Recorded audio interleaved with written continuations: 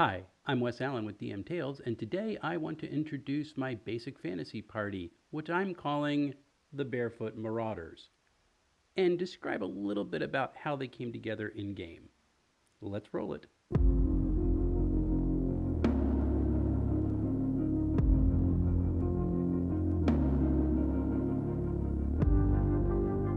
I want to get started by introducing the main characters from this basic fantasy adventure that I'm taking folks on.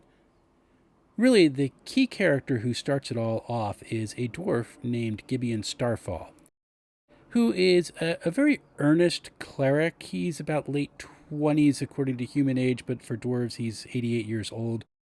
He bounced around a little bit for professions when he was younger. Finally, just got kind of given over to a local temple for the god Baranar True Silver, and he really has thrown himself into it. The problem is, Gibeon has a charisma of 8 and tends to annoy people a whole heck of a lot. So he really feels very insecure in his position in the temple and has decided that in order to prove his worth to the temple, to the people of his adopted town, and to really his god, he's going to become an adventurer and he is going to show that he has what it takes to be a force for good in the world. So Gibeon's very sincere, tends to be a little bit annoying. The great thing about him is that he's being played by someone who has never done a tabletop role playing game before. This is his first time playing, and he created this character and is just doing fantastic with it. Gibeon has two childhood friends, both elves. In this area of this world in which the adventure is taking place, elves, dwarves, and humans tend to get along. They don't necessarily live together, but they do intermingle quite a bit. And the two elves that Gibeon was friends with were kind of also two cast-offs from their own society. First of these is an elf named Finwut. There's a whole story behind that I won't get into right now. And Finwut is a thief magic user, according to those old school rules. And she grew up kind of poor. They really had to steal things in order to survive. And in one time, she botched the whole job, picked up a cursed item, and got her mom caught, and has really just been down on her luck ever since then. She has a really hard time trusting people. The one elf she really likes is the other friend of Gibeon Starfall's, and that's Nitro Thistlewind, who is a thief fighter. Also, just always kind of chafed under elvish rules and society. He wanted a little bit more adventure and exploration. The elves just kind of wanted to stick around in their forest. And so Finwut's kind of proclivity to get into trouble kind of attracted Nitro to her. And Gibeon's kind of his being a little bit annoying and everybody looking at him kind of with side glances and going, when is this guy going to get away? That kind of drew Nitro to him. Like, this is someone I probably should be hanging out with. Nitro, Finwut, and Gibeon probably met at like the equivalent to that world for summer camp. They became pen pals. They stayed into contact. And as Finwut began to get more and more in trouble, Nitro and Gibeon tried to help her out a little bit. And that's really how the friendship continued to sustain throughout the years. Gibeon, in this effort to become an adventurer, has put out a call for people to join him, which, because he has a charisma of 8, has not done all that well. But he sent a letter to his friends Finwut and Nitro Thistlewind and said, I want you to come down to Sindor, the town where my temple is, and I want you to come and join me on this righteous crusade to help rid this trade route of these monsters who are accosting these poor merchants who are coming in. And in this way, we maybe can earn a little coin and prove our worth to both town and to the divine. And Nitro and Finwut are not exactly the spiritual sort, but they were like, well, a little coin, and Gibeon, he wants to do something worthwhile with his life, and he's been a friend for a long time. What the heck? This might be the opportunity worth looking at to get out of elven society and just go see the wider world. So they hop on a ship and they sail down the river. And that's really how these folks begin to get into this town. There's a fourth character who showed up in the first session by the name of Garrett Bafford. He is a dwarf, but he's not from the continent that the other characters are from. He's from across the ocean. And he grew up in the city, didn't have any parents. He's kind of a street child. So if you look at his character art, he's a little bit emaciated. He shows the signs of having suffered from malnutrition when he was a child. And he ended up getting kidnapped by someone by the name of Bafford, was sold into slavery, forced to live in Bafford's manor. He lived there as a house servant, lived all in a cramped cell. He was only given one meal a day to live. Very much a terrible way to grow up and to exist. And so one day, he actually decided he was going to revolt against his masters, killed them all in their sleep, and left his shackled past behind. Now, the story opened up with Nitro and Finwat hopping off of a ship in the town of Sindor, which is a trading town along the river between the capital of the region, which is the combination of the dwarves and the elves and the humans, and the dwarven stronghold up in the mountains. So it's a very kind of a prosperous but modest trading town. No walls, it's very secure. And so they hop off the boat. This is the first time either of them have been to Sindor or really even outside the elvish forest. And all they have is their letter and a little flyer that their friend Gibeon had sent them with this call to join his adventuring party. They know he is a member of a particular temple, and so they need directions for that. They hop off, and so all I asked was, well, what are you going to do? And they ask, well, we look around. Is there anybody there? And I describe it as, yes, you can smell the smells of cooking fires, and you hear the sounds of a market off to your right. And before you, there's a line of warehouses on the wharfs. And there are people out front kind of directing all the cargo that's coming off the ships. And so they walk up to one of the people who's in charge of administrating this cargo. And they're, excuse me, can we have some directions? And the guy's a little bit annoyed. He really doesn't want to be bothered right now. He's busy. He's yelling at people for trying to break things that are fragile. And we're looking for someone. He's like, fine, who are you looking for? And it finally comes out that they're looking for Gibeon Starfall. And the guy looks at them and he sees the flyer in their hands and he snatches it and burst out into laughter. Because one of the things that Nitro and Finwat do not understand is their friend Gibeon, who they've known since childhood, is kind of the town laughingstock. People just enjoy having a good joke at his expense. So this guy sees this and looks at these two elves and thinks they have got to be the dumbest creatures on the planet. And is like, you're going to go on an adventure with Gibeon? Oh my gosh. And he starts calling this out down the wharf, and everybody kind of picks it up. The wharf manager gleefully gives these two elves directions to the temple because he thinks this is going to be great fun to watch. And he's calling out that they're here for Gibeon! And the whole wharf is laughing at them. Really, this just absolutely amazing moment. And they're like, what the heck is going on? They almost hop back on the ship. So they are walking down the wharfs and they're trying to get to the main part of the town so they can follow the directions to the temple. And this is where Garrett gets introduced because he's on another pier. He's being escorted off a ship by two sailors who unceremoniously dump him on the ground because he had just stowed away on a ship going across the ocean trying to escape from his past. And now he's been dropped in Sindor. He's got no name. He's got no prospects. He has no money. And he has no idea what he's doing.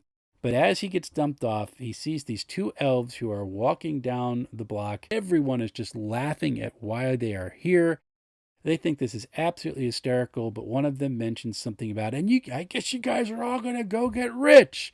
And this really sparks Garrett's interest.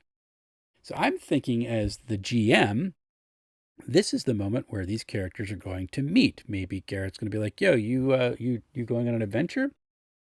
But Garrett doesn't do that because Garrett doesn't trust people. So he sees them walking around, and my son, who is playing Garrett, goes, okay, I'm going to follow them.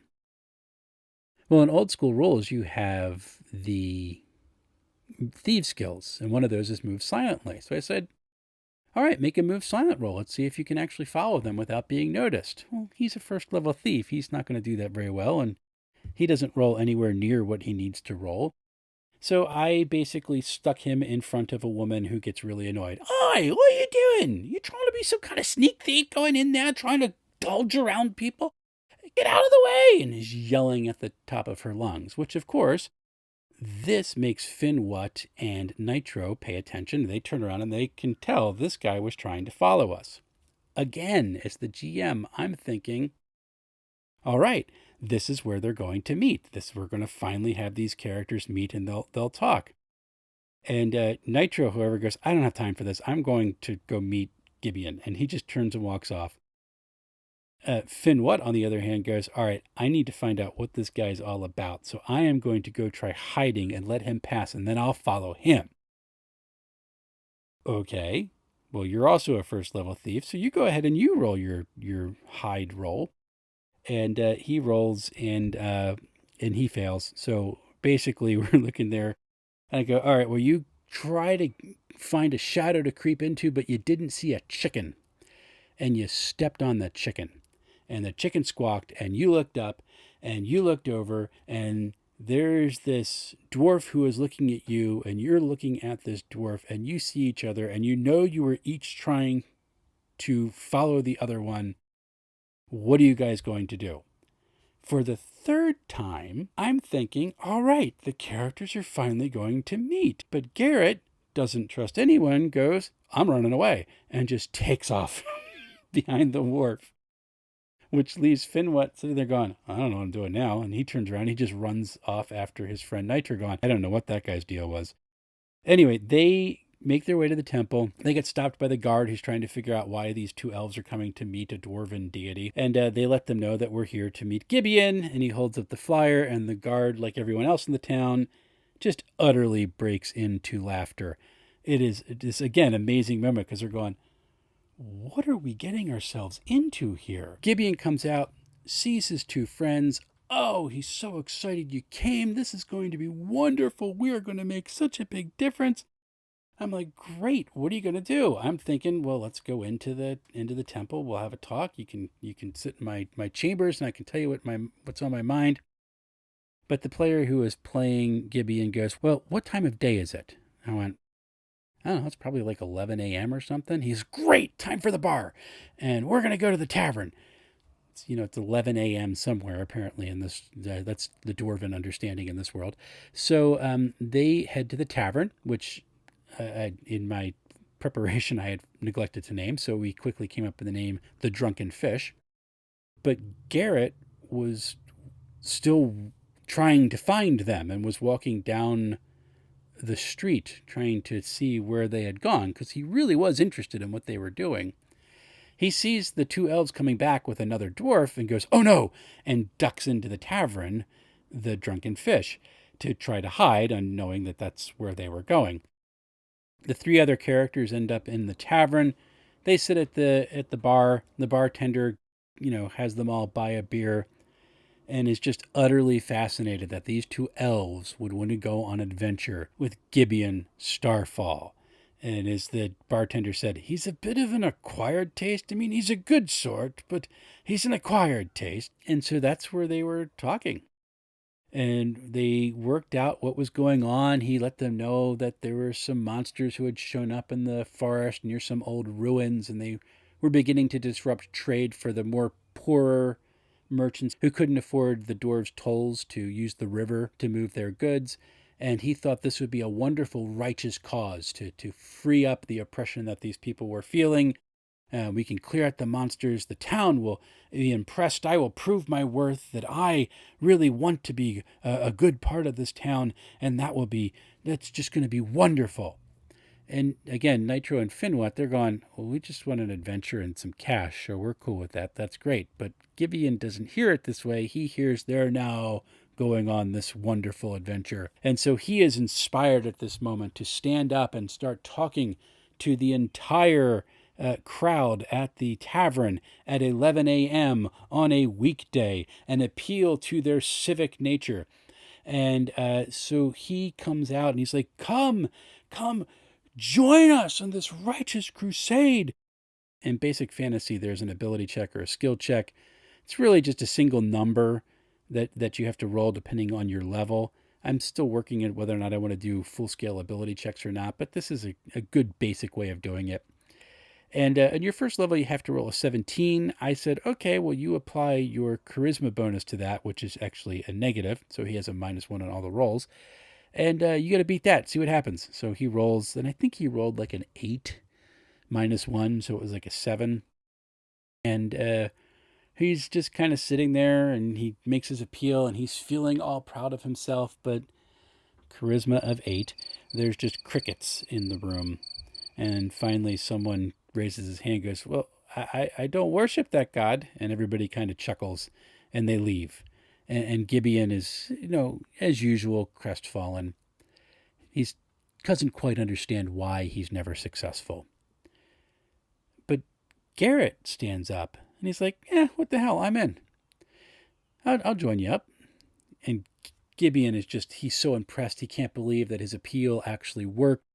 And he is so excited to have this new person joined their group. And the two elves are going, isn't this the guy that was trying to follow us? He's like, never mind that. So I have a good feeling about you. Let's go get supplies. So I took them to a shop and they were buying stuff. But it turns out that Garrett, who had started with really little money, didn't have things like thieves' tools, which was kind of important for a thief, and also didn't have money to buy thieves' tools. So Gibeon, who had rolled really well for money, is like, oh, no, I have got this. I'm going to buy them for you. I have a really good feeling about you. And is loading this emaciated dwarf up with all this equipment. And he's so happy. And they march back to the tavern. He's so proud and he gets everybody lodging for the night. And at this point, the person who is playing Gibeon says in our chat, I haven't yet asked what Garrett's name is, have I? And I went, no, you really haven't. He's like, all right. So now it's just, I've got a good feeling about you. And Gibeon still doesn't have any idea what this dwarf's name is, but he's just bought him a bunch of expensive equipment. This is the type of character Gibeon is. To me, what was so fun about this entire process is I had no idea how these characters were actually going to meet. These characters did not know each other. Well, they didn't live together. They hadn't been adventuring with one another. And there was no reason for them to go on this adventure. I had to create something for it, and they had to put it all together. And I got to watch them do that. And the awkwardness of those encounters on the wharf was just absolutely amazing. Gibeon's impromptu preaching at the tavern to try to get people to join him, which finally gives Garrett the opportunity he needs to go, what the hell, I'm in. I mean, these are just wonderful moments of role play. It was just absolutely wonderful. And it shows really how great role playing can be when you get with people who so totally want to be into this hobby. It was really kind of cool.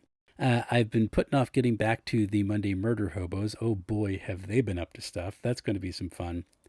But I think next week what I want to do is review my first hardbound book that I have gotten for a role-playing game in 3 decades. Kind of cool.